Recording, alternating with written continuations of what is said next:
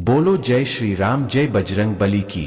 दोस्तों, नियमित यम नियम और योग के अनुशासन से जहां उड़ने की शक्ति प्राप्त की जा सकती है, वहीं दूसरों के मन की बातें भी जानी जा सकती है। परा और अपरा सिद्धियों के बल पर आज भी ऐसे कई लोग हैं जिनको देखकर हम अचरज करते हैं। सिद्धि शब्द का सामान्य अर्थ है सफलता। सिद्धि अर्थात किसी कार्य विशेष में पारंगत होना। सामान्यतया सिद्धि शब्द का अर्थ चमत्कार या रहस्य से समझा जाता है, लेकिन योगानुसार सिद्धि का अर्थ इंद्रियों की पुष्टता और व्यापकता होती है, अर्थात देखने, सुनने और समझने की क्षमता का विकास। दोस्तों, आगे बढ़ने से पहले आपसे निवेदन करेंगे कि हनुमान जी के अगर आप सच्चे भक्त हैं तो इस वीडियो को एक लाइक करें और कमेंट बॉक्स में जय बजरंग बली, जय श्री राम अवश्य लिखें। दोस्तों, सिद्धियां दो प्रकार की होती है, एक परा और दूसरी अपरा। विषय संबंधी सब प्रकार की उत्तम, मध्यम और अधम सिद्धियां अपरा सिद्धि कहलाती है। यह मुमुक्षुओं के लिए है। इसके अलावा जो स्वस्वरूप के अनुभव की उपयोगी सिद्धियां हैं, वे योगिराज के लिए उपादेय परा सिद्धियां हैं। इस शक्ति को योग में मन शक्ति योग कहते हैं। इसके अभ्यास से दूसरों के मन की बातें जानी जा सकती है। ज्ञान की स्थिति में संयम होने पर दूसरे के चित्त का ज्ञान होता है। यदि चित्त शांत है तो दूसरे के मन का हाल जानने की शक्ति हासिल हो जाएगी। दूसरों के मन को भांपना ज्ञान की स्थिति में संयम का अर्थ है कि जो भी सोचा या समझा जा रहा है उसमें साक्षी रहने की स्थिति।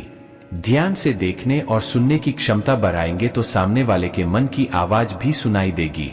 इसके लिए नियमित अभ्यास की आवश्यकता है।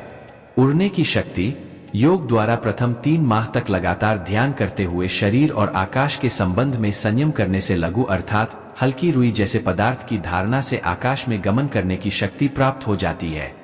इस शक्ति को हासिल करने के लिए यम और नियम का पालन करना जरूरी है। साथ ही संयमित भोजन, वार्तालाप, विचार और भाव पर ध्यान देना अत्यंत जरूरी होता है। अंतर्ध्यान शक्ति, इसे आप गायब होने की शक्ति भी कह सकते हैं। विज्ञान अभी इस तरह की शक्ति पर काम कर रहा है।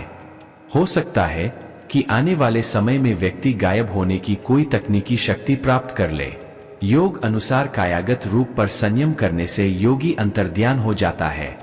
फिर कोई उक्त योगी के शब्द, स्पर्श, गंध, रूप, रस को जान नहीं सकता। संयम करने का अर्थ होता है कि काबू में करना हर उस शक्ति को जो अपन मन से उपजती है। यदि यह कल्पना लगातार की जाए कि मैं लोगों को दिखाई नहीं दे रहा हूं तो यह संभव होने लगेगा। कल्पना यह भी की जा सकती है कि मेरा शरीर पारदर्शी कांच के समान बन गया है या उसे सूक्ष्म शरीर ने ढाक लिया है। यह धारणा की शक्ति का खेल है।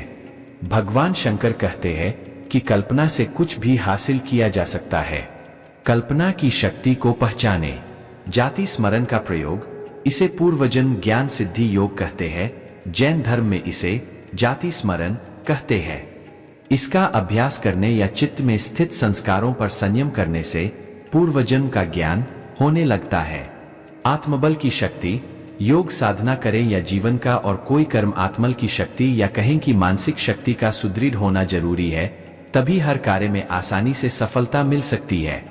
यम नियम के अलावा मैत्री, मुदिता, करुणा और उपेक्षा आदि पर संयम करने से आत्मबल की शक्ति प्राप्त होती है। बलशाली शरीर, आसनों के करने से शरीर तो पुष्ट होता ही है, साथ ही प्राणायाम के अभ्यास से वह बलशाली बनता है। बल में संयम करने से व्यक्ति बलशाली हो जाता है।